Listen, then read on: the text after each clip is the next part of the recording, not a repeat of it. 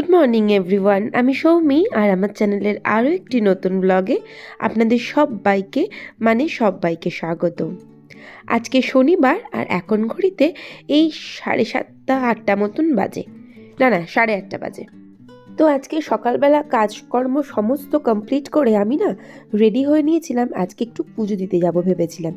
Actually গত 2-1 দিন ধরেই বাবুয়ের শরীর খারাপ হওয়ার পর থেকেই আমি ভাবছিলাম একটুখানি মন্দিরে গিয়ে আমি পুজো দিয়ে আসবো। মনটা একটু খুচখুচ করছিল কদিন ধরেই যে একটু যাই, এত কেন ছেলেটা অসুস্থ হয়ে পড়ে 2-1 দিন ছাড়াই। তো সেই জন্যই একদম ভেবেই রেখেছিলাম যাব। তবে শাড়ি পরার ইচ্ছা ছিল, কিন্তু যে লেভেলের ঠান্ডা লাগছিল না, আর শাড়ি পরার ইচ্ছাটুকু থাকলো না।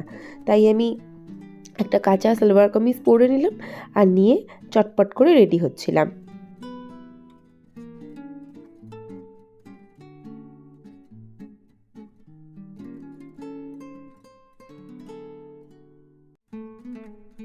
তো রেডি হয়ে নিলাম আর এবার বেরিয়ে যাব। প্রথমে ভেবেছিলাম যে তমালকে বলবো সব জিনিসপত্রগুলো পুজো দেওয়ার জন্য এনে দিতে।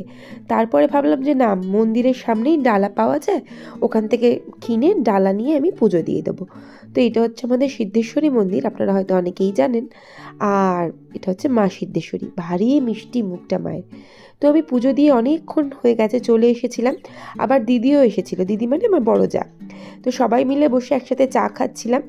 আর তারপরে চা খাওয়ার পরে অনেকগুলো কাজকর্ম করে নিলাম, দিদির সাথে খানিকক্ষণ গল্প করলাম, দিদি চলে গেল।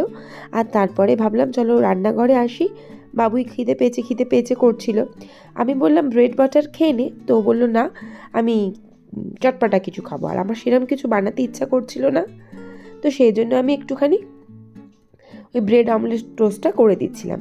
তো সেই জন্যই ডিমটা যেমন করে করি আর কি, তো সেইভাবেই করে দেবো ভাবলাম। শরীরটা যেহেতু ভালো না, একটু জ্ঞান করছে, গদগদ করছে, তো সেই জন্য ভাবলাম ঠিক আছে থাকবে যাক। আর তাছাড়া ফ্রিজে অনেকটা মাছ আছে, আজকে আর কোনো রুলস রেগুলেশন মানবো না, আজকে মাছ করব। সেই জন্য সকালবেলা ডিম করতে আর কি সমস্যা, সেই জন্য একটুখানি ওই প্রিপারেশনটাই ওকে রেডি করে দিচ্ছিলাম। আর একটুখানি চিজ দেবো, চিজ দিলে খেতে একটু বেশি ভালো লাগে।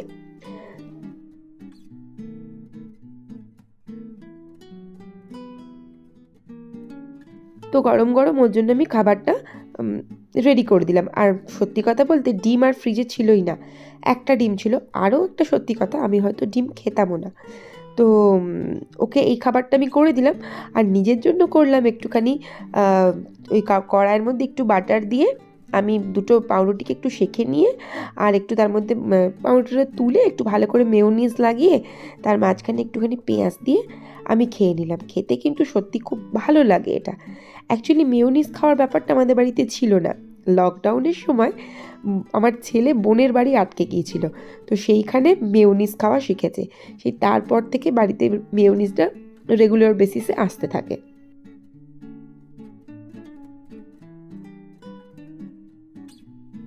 তো আমি আর বসে ভালো করে রিল্যাক্স করে খেলাম না, তাড়াতাড়ি করে খেয়ে নিলাম, কারণ তমাল গেছে বেরিয়ে। আর এই সম্পূর্ণ বড় ঘরটাকে আজকে আমাকে গোছাতে হবে, তো সেই জন্য একটা ব্যস্ততা আছেই। আর আজকে যেহেতু সকালে বেশ খানিকটা সময় এদিক ওদিক হয়েছে, সেজন্য আমি একটু হুটোপাটিই করছিলাম কাজকর্মগুলো পারফেক্ট টাইমের মধ্যে কমপ্লিট করে নেওয়ার জন্য। তো এরপরে আমি এই ঘরটা গোছাবো বলে ওই যে বললাম এলাম। আর সব চাদর ফাদরগুলো একটা একটা করে তুলে পরিষ্কার করে ঝেড়ে তারপরে আবার পাতা, না হলে ঠিক যেন পোষায় না। তো আমি সব চাদরগুলো ভালো করে পেতে নিচ্ছিলাম আর নিয়ে এরপর বালিশ ফালিশগুলো সেট করে দিলেই কিন্তু এই ঘরটা মোটামুটি গোছানো হয়ে যাবে।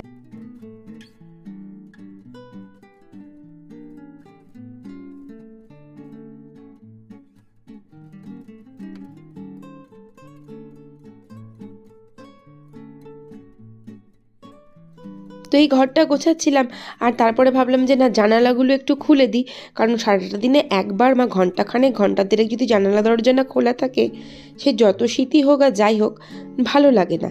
তো সেই জানালা দরজাগুলো সব খুলে দিচ্ছিলাম। আজকে আর ঘর দর ঝাড়াঝাড়ি করবো না, আজকে এবার আমি সোজা এবার রান্নাঘরের দিকে যাব। তো সব জিনিসপত্রগুলো ঠিকঠাক করে গুছিয়ে গাছিয়ে রেখে আমি সোজা চলে এলাম রান্নাঘরে। আর ফ্রিজের মধ্যে থেকে যা যা রান্না করব সেসব জিনিসপত্র বার করে নিচ্ছিলাম। তো আজকে ভেবেছি আমি পেঁয়াজ কলির একটা ভর্তা করব, যে রেসিপিটা আমি আপনাদের সাথে ডেফিনেটলি শেয়ার করছি। তো এরপরে আজকে আমি করেছিলাম কী বলে ওটাকে, অরহর ডাল। আজকে কয়েকটা রান্না মানে একটু বেশিই রান্না করেছিলাম, কিন্তু না অ্যাকচুয়ালি এত রান্না করলে আমার সব রান্নাই ফ্রিজের মধ্যে তুলতে হয়। আমার ঘরে এই একটা কি দুটো রান্নাই বেস্ট, কেউ বেশি খেতে চায় না, আর সেই জন্য সব কিছু ওই তুলে রাখতে হয়, বিরক্ত লাগে। আবার পরের দিনকেও তমাল বলবে হ্যাঁ কালকে রান্না দিচ্ছ, সে এক ঝামেলার কথা। তো সেই জন্য একটু তাড়াতাড়ি করছিলাম, আর 2-4টে রান্না করব, মানে ডাল, আলু ফুলকপির তরকারি, মাছ, আবার হচ্ছে গিয়ে ওই পেঁয়াজকলির ভর্তাটা করব। তো প্রায় 4-4টে রান্না, তাই একটু তাড়াতাড়ি করেই করতে হবে। তো এদিকে প্রেশার কুকারে সিটিটা পড়ে গেল, 3-4টে সিটি পড়লেই অরহর ডাল সিদ্ধ হয়ে যায়।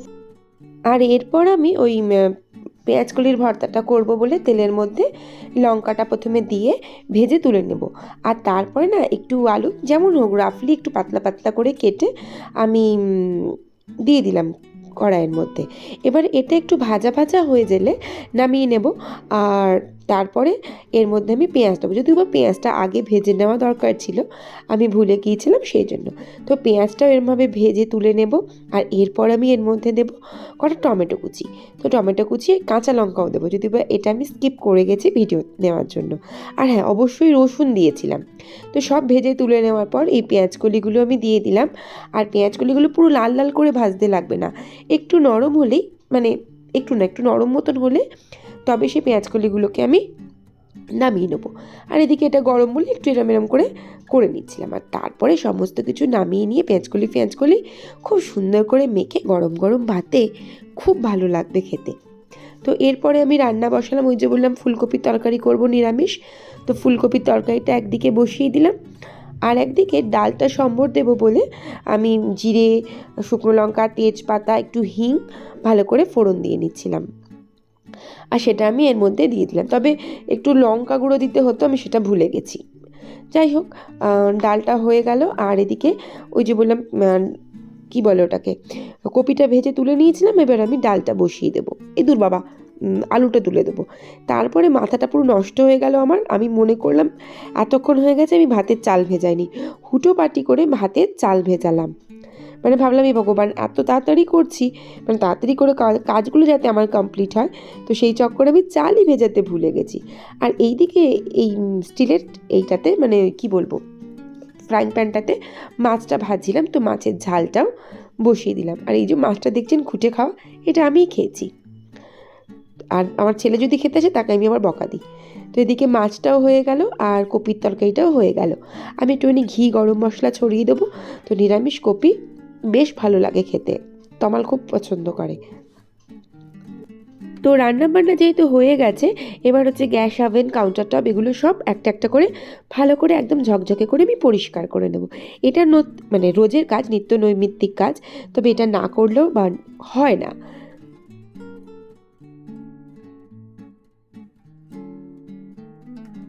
রান্নাঘর পরিষ্কার করে নিয়ে আমি কি বলবো, ডাইনিং স্পেসটা একটু ভালো করে ঝাড়ঝুট দিয়ে নিচ্ছিলাম। আর আজকে না একটা কথা বলি, আমি যখন ভয়েস ওভার দিচ্ছি আমার পাশের বাড়িতে নাম সংকীর্তন হতো, তো সেই আওয়াজটা একটু আদ্রু এলেও আসতে পারে। তো ঘরদোর ভালো করে ঝাড় দিয়ে নিচ্ছিলাম, আর তখন না ভাবলাম যে একবার ছাদে যাই, ছাদে জামা কাপড়গুলো পেরে সব নিয়ে আসি। আর কিছু মটরশুঁটি আছে, সেই মটরশুঁটিগুলো ছাদে বসে বসে একটু ছাড়াবো ভাবলাম। তো সব জিনিসপত্রগুলো নিয়ে আমি ছাদে এলাম, আর একটু ওই যে বললাম রোদে একটু বসবো, যদি বা খুব রোদ পড়েনি এখানে, তো আমি এখানটায় একটু বসে সব মটরশুঁটিগুলো ছাড়িয়ে নেব।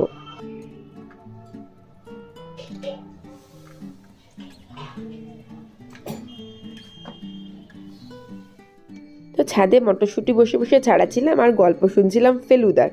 তো মটরশুঁটিগুলো প্রায় ছাড়ানো সব কিছু হয়েই এসেছে, আর এই সমস্ত এই খোসা ফোসাগুলো একটা প্যাকেটের মধ্যে আমি সোজা ভরবো, আর ভরে ওই সোমবার দিনকে আসবে ওই কর্পোরেশনে ময়লা ফেলার গাড়ি, সেখানে আমি ফেলে দেবো। তো মটরশুঁটিগুলো সব ছাড়ানো হয়ে গেল, আর কিছু জামা কাপড় আছে ছাদে, সেই জামা কাপড়গুলো সব তুলবো, তুলে যাব নিচে, তারপর একটু ফ্রেশ হবো। তো জামা কাপড়গুলো সব একেবারে তুলে নিলাম, আর নিয়ে এবার আমি চলে এলাম সোজা নিচে, আর ওই যে বললাম একটু ফ্রেশ হয়ে নেব। তো ফ্রেশ হয়ে নিয়েছি আর খিদেও পেয়েছে বেশ। তো মোটামুটি এই সমস্ত কাজগুলো কমপ্লিট করতে আমার ঘন্টা দুয়েক মতন সময় লেগেছে। তো এবার আমি আর আমার বাবুই বসে গেলাম খেতে। তো ওকে বলছিলাম, বাবুই দেখ ভর্তাটা কেমন হয়েছে। যদিও ও বলেছে খুব একটা ভালো লাগেনি, মোটামুটি হয়েছে। অন্য যে কোনো ভর্তা খেতেও খুব ভালোবাসে, তবে এটা নাকি মোটামুটি হয়েছে। তো যাই হোক, সমস্ত কাজকর্ম শেষ, খাওয়া দাওয়াও আমার শেষ। আমার আর আমার বাবুয়ের, তমালের বাকি আছে। তো ব্লগটা আজকে এখানেই শেষ করি। ভালো লাগলে প্লিজ পাশে থেকে যাবেন। ভিডিওটা দেখার জন্য থ্যাংক ইউ সো মাচ।